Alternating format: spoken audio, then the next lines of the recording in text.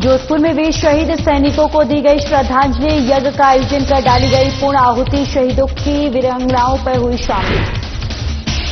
जोधपुर में केंद्रीय मंत्री गजेंद्र सिंह शेखावत ने की बैठक, आपातकालीन चिकित्सा तैयारियों पर की चर्चा, नोडल अधिकारियों को दिए आवश्यक दिशा निर्देश। जयपुर में अंतर्राष्ट्रीय मातृ दिवस पर कार्यक्रम का आयोजन, मातृ की सुदंता और रखी गई थी, माताओं को निःशुल्क बांटे गए वात्सल्य कवच। बीकानेर दौरे पर स्वास्थ्य मंत्री गजेंद्र सिंह की अवसर, बीजेपी कार्यकर्ताओं ने किया स्वागत, मंत्री ने चिकित्सा व्यवस्थाओं के बारे में ली जानकारी। चित्तौड़गढ़ में अफीम तस्करों के खिलाफ बड़ी कार्रवाई, 1 करोड़ रुपए की अवैध पकड़ी गई अफीम, बाड़मेर और जोधपुर निवासी 2 आरोपी गिरफ्तार।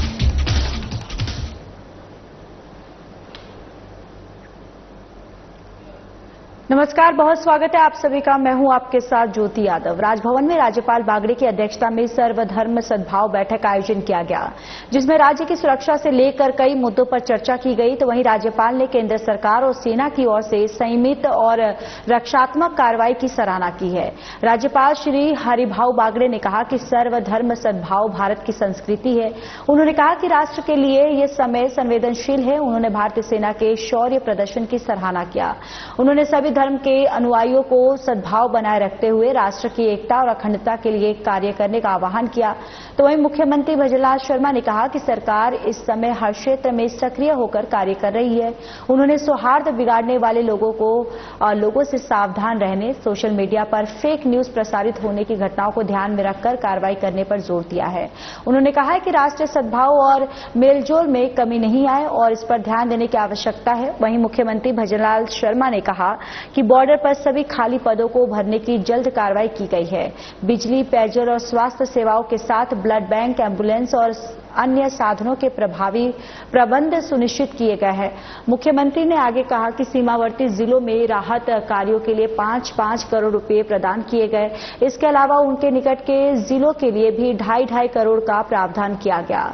मुख्यमंत्री श्री शर्मा ने सौहार्द बिगाड़ने वाले लोगों से सावधान रहने और सोशल मीडिया पर फेक न्यूज से बचने का आह्वान किया।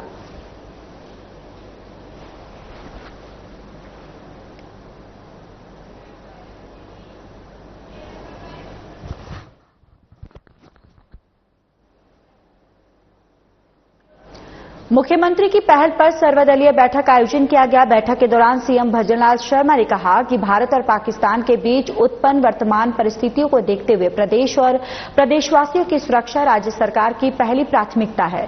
उन्होंने कहा कि हम परिस्थितियों का विश्लेषण कर सभी व्यवस्थाएं सुनिश्चित करने के लिए अहम निर्णय ले रहे हैं। इसमें सरकार को सभी दलों का भी सहयोग मिलना बेहद आवश्यक है।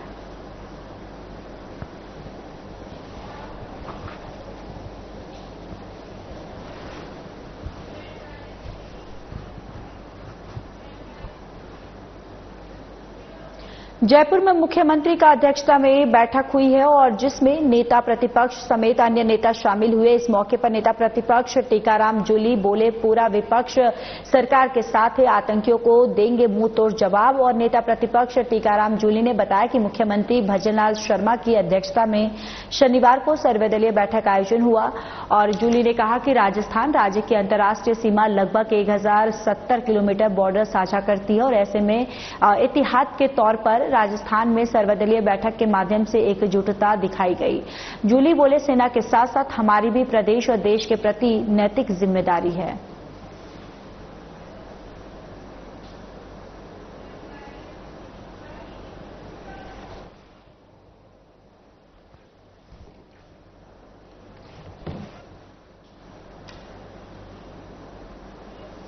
भारत और पाकिस्तान के बीच युद्ध के माहौल के चलते आर्य समाज फोर्ट की तरफ से यज्ञ किया गया और जिसमें युद्ध में शहीद सैनिकों को श्रद्धांजलि दी गई और देश में सुख, शांति और अमन की कामना की गई। इस मौके पर शहीद हुए सैनिकों की वीरांगनाएं भी शामिल हुई और मौके पर मंत्री उम्मेद सिंह आर्य ने बताया कि इस साप्ताहिक यज्ञ में वैदिक मंत्रों के साथ देश हित में विशेष आहुतियां लगाई गई। देश में सुख, शांति और अमन की कामना की गई। हाल ही में भारत पाक युद्ध में शहीद भारतीय जवानों को श्रद्धांजलि दी गई और साथ ही देशभक्ति के गीतों को गाया गया। तो वहीं जितेंद्र सिंह ने कहा कि भारतीय सेना तीनों मोर्चों पर दृढ़ संकल्प के साथ डटी रही और पाकिस्तान को करारा जवाब दिया। भारत के वीर योद्धाओं के साथ महिला शक्ति ने भी अदम्य साहस और शौर्य का परिचय दिया है।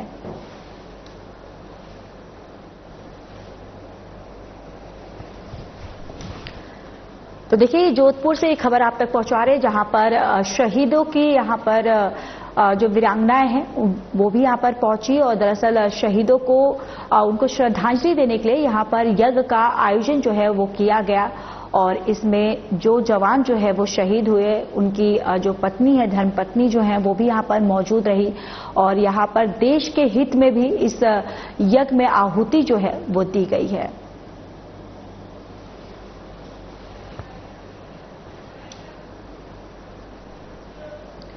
तो वहीं केंद्रीय मंत्री गजेंद्र सिंह शेखावत ने आपातकालीन चिकित्सा तैयारियों को लेकर उच्च स्तरीय बैठक की। केंद्रीय मंत्री का ये दौरा वर्तमान में राष्ट्रीय सुरक्षा की परिस्थितियों को ध्यान में रखकर किया गया। कलेक्ट्रेट परिसर स्थित अटल सेवा केंद्र में जिले के प्रमुख चिकित्सा संस्थानों के वरिष्ठ अधिकारियों के साथ बैठक की गई जिसमें आपातकालीन चिकित्सा सेवाओं को लेकर भी चर्चा की गई है। बैठक में military hospital, doctor SN medical college, AIIMS, railway hospital सहित सभी प्रमुख संस्थानों के प्रतिनिधियों ने भाग लिया। चिकित्सा व्यवस्थाओं की समीक्षा के साथ अस्पताल में नियुक्त किए गए नोडल अधिकारियों को भी मंत्री ने निर्देश दिए हैं। जिस तरह की तनावपूर्ण परिस्थितियां हैं कि कल एक बार सीज फायर अनाउंस हुआ था लेकिन वापस से फिर कल जिस तरह से सीज फायर का वायलेशन हुआ, हमको निश्चित रूप से बहुत सजग रहने की आवश्यकता है, सतर्क रहने की आवश्यकता है। अपनी सारी तैयारियों को युद्ध की परिस्थिति में जिस तरह की आवश्यकताएं होंगी उनके अनुरूप सबको चाक चौबंद करने की आवश्यकता है। उस क्रम में लगातार बैठकें जोधपुर में भी की, फलौदी में भी की, जैसलमेर में भी की, बाड़मेर में भी की। डिस्ट्रिक्ट एडमिनिस्ट्रेशन के साथ बैठक करने के साथ साथ में अन्य संस्थाओं के साथ में बातचीत की, जो हमारे सीमा जन कल्याण समिति के स्वयंसेवकों के साथ में भी इन सभी स्थानों पर बात की है। कल जिला प्रशासन जोधपुर और जिला कलेक्टर साहब से चर्चा के समय में इस तरह का विषय संज्ञान में आया था कि हमारे पास जो डिफरेंट हॉस्पिटल्स हैं, हमारे पास में राजस्थान सरकार का SN मेडिकल कॉलेज है जो सबसे बड़ी कैपेसिटी का हॉस्पिटल है। हमारे पास में हमारा एम्स का इंस्टीट्यूट है जो वेल इक्विप्ड जो है टर्सरी लेवल ट्रीटमेंट का हॉस्पिटल है। हमारे पास में रेलवे का डेडिकेटेड हॉस्पिटल है, मिलिट्री का हॉस्पिटल है। इस तरह की परिस्थिति में सारे हॉस्पिटल्स एक साथ कोऑर्डिनेटेड वे में सिंक्रोनाइज तरीके से काम करें ताकि कोई भी तरह की आपातकालीन परिस्थिति में किसी तरह की चुनौती पैदा न हो।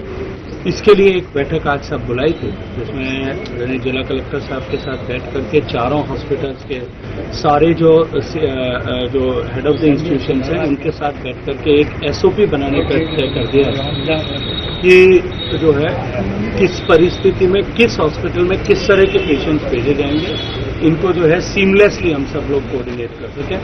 इस पे चर्चा की। अभी आगे इस विषय को आगे बढ़ाने की जिम्मेदारी जो है वो तय करें।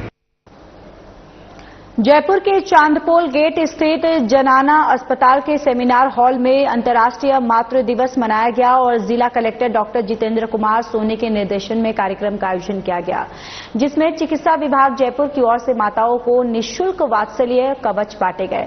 कार्यक्रम में मुख्य अतिथि के तौर पर हवा महल विधायक बाल मुकुंद आचार्य ने शिरकत की और मातृत्व की सुंदरता और थीम पर मनाए गए अंतर्राष्ट्रीय मातृ दिवस पर जनाना अस्पताल में बड़ी संख्या में माताएं उपस्थित रही। इस अवसर पर मुख्य अतिथि विधायक बाल मुकुंद आचार्य की ओर से उपस्थित माताओं को वात्सल्य कवच का निःशुल्क वितरण किया गया। इस मौके पर अस्पताल पर उप अधीक्षक डॉक्टर शिव सिंह बराला, मुख्य चिकित्सा और स्वास्थ्य अधिकारी जयपुर प्रथम डॉक्टर रवि शेखावत समेत कई अधिकारी शामिल हुए।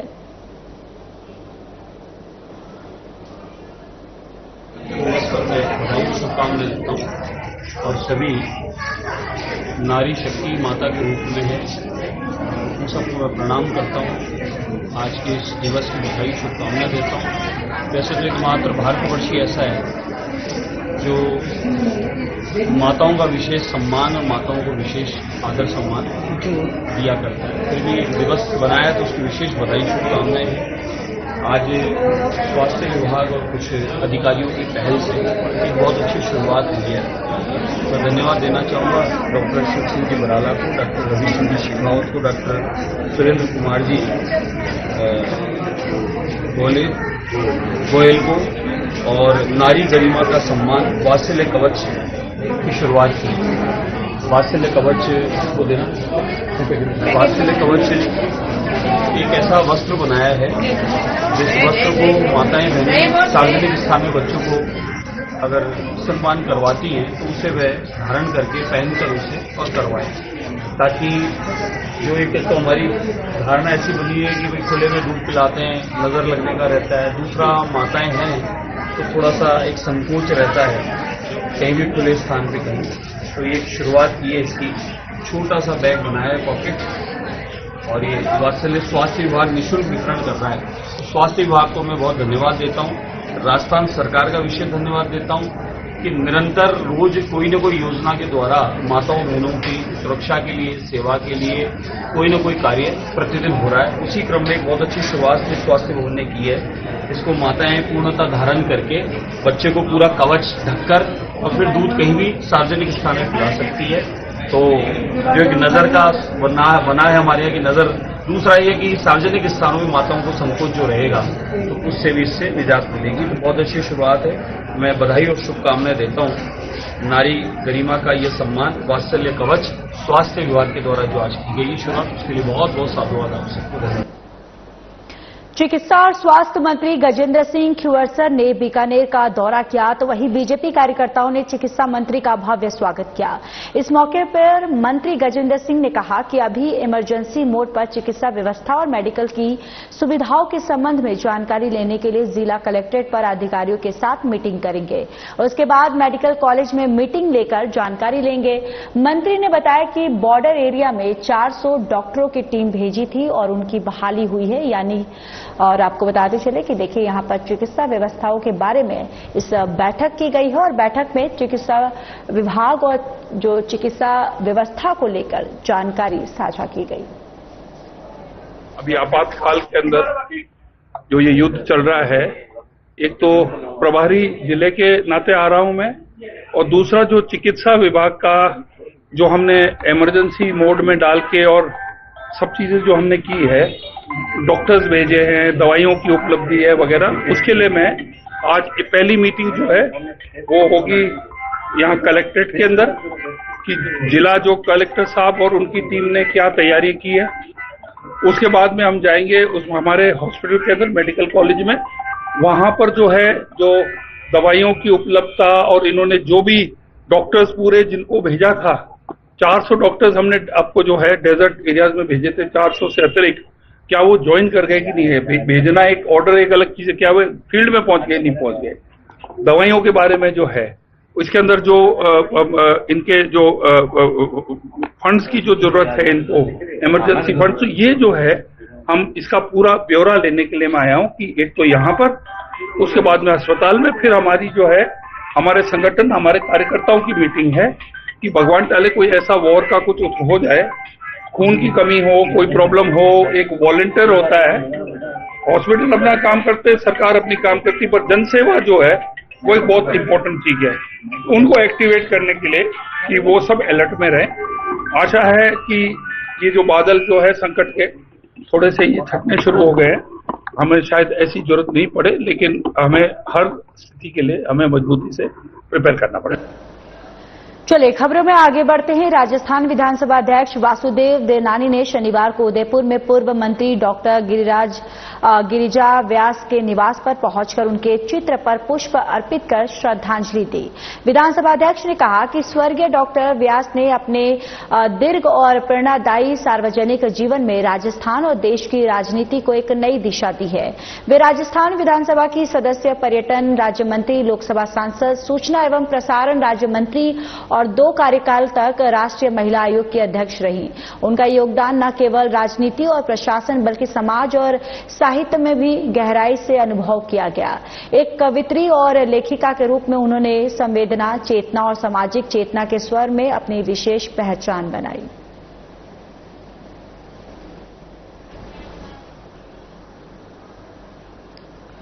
उप मुख्यमंत्री और महिला एवं बाल विकास मंत्री दिया कुमारी की अध्यक्षता में शनिवार को सचिवालय स्थित उनके कक्ष में महिला एवं बाल विकास विभाग की समीक्षा बैठक आयोजित की गई। उप मुख्यमंत्री दिया कुमारी ने समीक्षा बैठक में अधिकारियों को आई एक शक्ति के तहत स्वयं सहायता समूह की महिलाओं को रोजगार के अधिकतम अवसर उपलब्ध करवाने के निर्देश दिए। उप मुख्यमंत्री ने उड़ान योजना में सैनिटरी नैपकिन की वितरण व्यवस्था के मैगजीन में पारदर्शिता सुनिश्चित करने के निर्देश दिए। उन्होंने सामूहिक विवाह की सूचना 7 दिवस पहले विभाग के पोर्टल पर अपलोड करने के निर्देश दिए। दिया कुमारी ने वर्क फ्रॉम होम योजना पर चर्चा करते हुए चैटबोट विकसित करने के निर्देश दिए। उन्होंने अमृता हाट को बड़े स्तर पर आयोजित करने और इनमें महिलाओं की सहभागिता बढ़ाने के लिए अधिकारियों को निर्देश दिए हैं।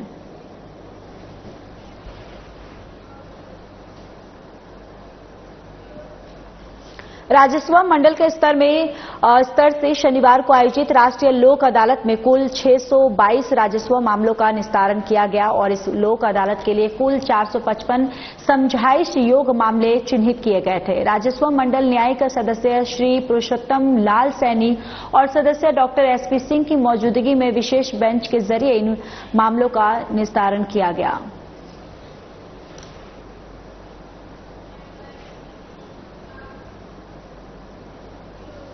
जिला प्रभारी एवं उद्योग मंत्री कर्नल राज्यवर्धन राठौड़ ने शनिवार को सुरक्षा व्यवस्था और अन्य तैयारियों की समीक्षा के लिए समीक्षा बैठक की, जिसमें जिला कलेक्ट्रेट ने जिला कलेक्टर देवेंद्र कुमार, जिला पुलिस अधीक्षक सागर और अन्य जिला स्तरीय अधिकारी शामिल हुए। बैठक में राष्ट्रीय सुरक्षा को देखते हुए आपातकालीन परिस्थितियों में जिले की सुरक्षा व्यवस्था और अन्य तैयारियों की समीक्षा की। उन्होंने आमजन और विद्यार्थियों को आपदा के दौरान बरती जाने वाली सतर्कता के संबंध में जागरूक करने और सूचना तंत्र को मजबूत कर अफवाह एवं भ्रामक सूचनाओं पर प्रभावी नियंत्रण के निर्देश दिए। जिला प्रभारी मंत्री ने कहा कि देश की सुरक्षा में प्रत्येक जिले की सुरक्षा व्यवस्था महत्वपूर्ण है और इस दौरान प्रशासन एवं नागरिक मिलकर ही आपात स्थिति से निपट सकते हैं, इसलिए हर गतिविधि में नागरिकों की प्रभावी भागीदारी हो। इन्होंने इंफॉर्मेशन वॉरफेयर के महत्व को बताते हुए कहा कि लोगों तक सही सूचनाएं पहुंचे और अफवाह एवं भ्रामक सूचनाओं पर प्रभाव से रोक लगाई जाए। और उन्होंने जिले के पूर्व सैनिकों और वॉलंटियर्स को भी इस आपदा के दौरान सक्रिय रूप से जोड़ने के निर्देश दिए।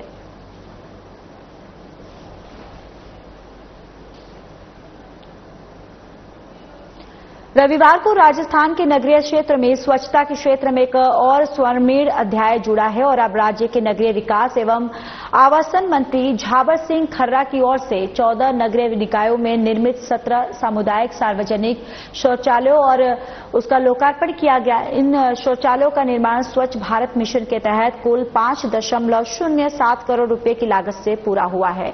इन 17 शौचालयों में 7 सामुदायिक, 5 सार्वजनिक और 5 पिंक शौचालय शामिल है। और आज का ये आयोजन केवल शौचालय का उद्घाटन नहीं बल्कि एक स्वच्छ, सुरक्षित और सम्मानजनक जीवन की दिशा में हमारा संकल्प है। गांधी जी का सपना और मोदी जी का मिशन आज राजस्थान में साकार हो रहा है।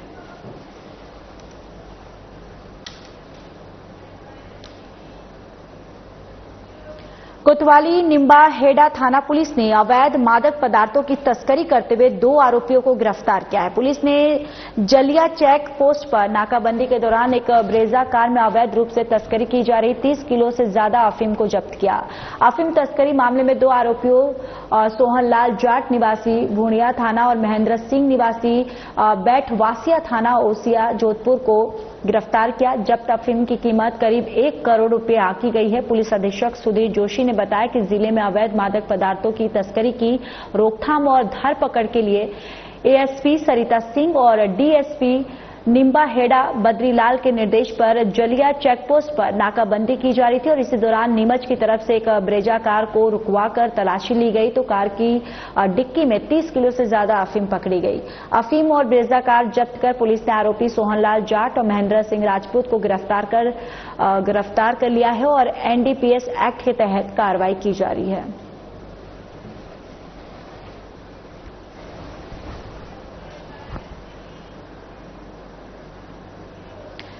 जिला विधिक सेवा प्राधिकरण की तरफ से शनिवार को जिले में राष्ट्रीय लोक अदालत का आयोजन किया गया। जिला विधिक सेवा प्राधिकरण टोंक के सचिव और अपर जिला एवं सेशन न्यायाधीश दिनेश कुमार जलूठरिया ने बताया कि जिला मुख्यालय और जिले की समस्त तहसीलों में स्थित न्यायिक न्यायालयों, राजस्व न्यायालयों में दर्ज सभी मुकदमों के निस्तारण के लिए राष्ट्रीय लोक अदालत का आयोजन किया गया। जिला विधिक सेवा प्राधिकरण के सचिव एवं अपर जिला न्यायाधीश और दिनेश कुमार जलूथरिया ने बताया कि राष्ट्रीय लोक अदालत के जरिए वैवाहिक पारिवारिक विवाद, मोटर दुर्घटना क्लेम के मामले और सभी दीवानी के मामलों का लोक अदालत में निस्तारण किया जाएगा।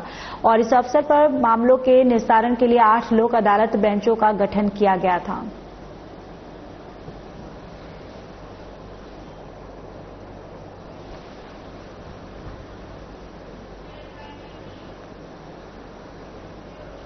भारत सरकार के नशा मुक्त भारत के पवित्र संकल्प को साकार करने और समाज को नशीले पदार्थों के दुष्चक्र से मुक्त करने के लिए प्रतिबद्ध narcotics control bureau Jodhpur zonal unit ने एक और उपलब्धि दर्ज की है। अपने अनुकरणीय समर्पण, राजनीतिक कौशल और अडिग प्रतिबद्धता के बल पर एनसीबी जोधपुर ने 8.450 किलोग्राम अफीम जब्त कर ली है। नशीली पदार्थों की तस्करी में संलिप्त एक असंगठित गिरोह का पर्दाफाश भी किया है।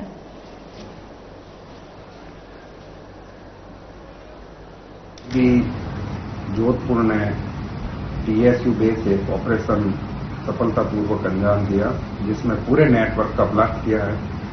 इसमें सबसे पहले जैसे ही इन्फॉर्मर से सूचना मिली, उन नंबरों को ट्रैकिंग करते हुए कल जो है हमने 8 किलो 400 ग्राम अफीम में स्लीपर बस में, जो बस जोधपुर से जैसलमेर के लिए जा रही थी, वहां से बंदे को हमारे ऑफिस से 1 किलोमीटर दूर डिटेन किया।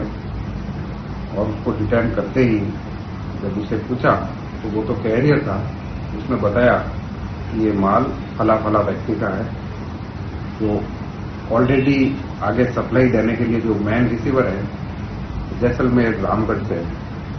तो हमने इमीडिएट टीम भेज करके उसी के साथ मोबाइल को ट्रैक करते हुए जैसलमेर पुलिस की मदद से जैसलमेर से हमने मैं जो सप्लायर था और जो मैन रिसीवर था और उनके जो सहयोगी थे, उन चारों को अरेस्ट कर दिया। 5वां कैरियर ऑलरेडी अरेस्टेड है और 6ठा जो मैन सप्लायर चित्तौड़गढ़ छोटी सादड़ी से जो बंदा था, उसको आज सुबह 5 बजे एनसीबी ने उसके घर पे दबिश दे करके उसको भी गिरफ्तार कर लिया। इस प्रकार से जो माल का मुख्य सप्लायर, रिसीवर और आगे फर्दर जो सप्लाई करने वाली चैन थी, इसमें 5-6 बंदे जो भी थे, उन सबको एनसीबी ने सफलतापूर्वक गिरफ्तार किया। इसमें टेक्निकल टूल की भी मदद ली गई और राजस्थान पुलिस में हमारे स्पेशली जो वेस्ट जोधपुर पुलिस है, राजऋषि वर्मा जी, उनकी भी अच्छी मदद रही।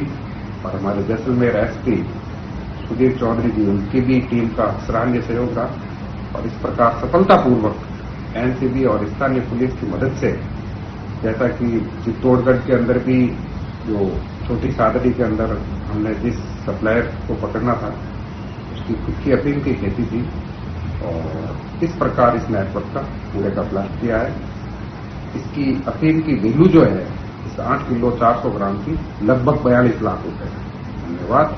और मैं एक बार पुनः आप सभी के माध्यम से निवेदन करूंगा कि ऐसी कोई भी अवैध गतिविधि जो है उसकी जानकारी हमें मानस हेल्पलाइन एनसीबी की जो है 1933, उसके ऊपर हमें सूचना दें। राष्ट्रीय आयुर्वेद संस्थान में शनिवार को आत्मरक्षा प्रशिक्षण कार्यशाला का आयोजन किया गया। यह कार्यशाला वर्तमान में देश में आपातकालीन स्थितियों को ध्यान में रखते हुए आयोजित की गई, जिसमें सभी अधिकारी, कर्मचारी और छात्र छात्राओं को आत्मरक्षा के आवश्यक कौशल को सिखाया गया। इस कार्यशाला में राजस्थान विश्वविद्यालय के सहायक आचार्य निशांत कुमार स्वामी द्वारा महत्वपूर्ण जानकारी भी दी गई। उन्होंने आपातकालीन परिस्थितियों में मानव व्यवहार और बचाव की रणनीतियों पर विस्तृत जानकारी दी गई है।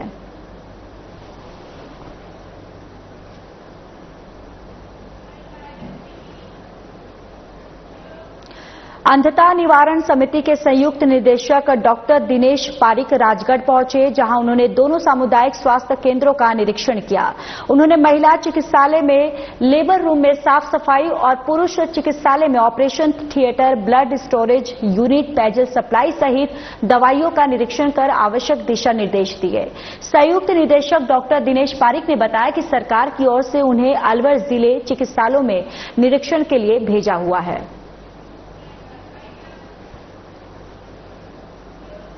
चलिए, इस बुलेटिन में फिलहाल के लिए बस इतना ही। बाकी देश और दुनिया की तमाम बड़ी खबरों के लिए जुड़े रहिए हमारे साथ। नमस्कार।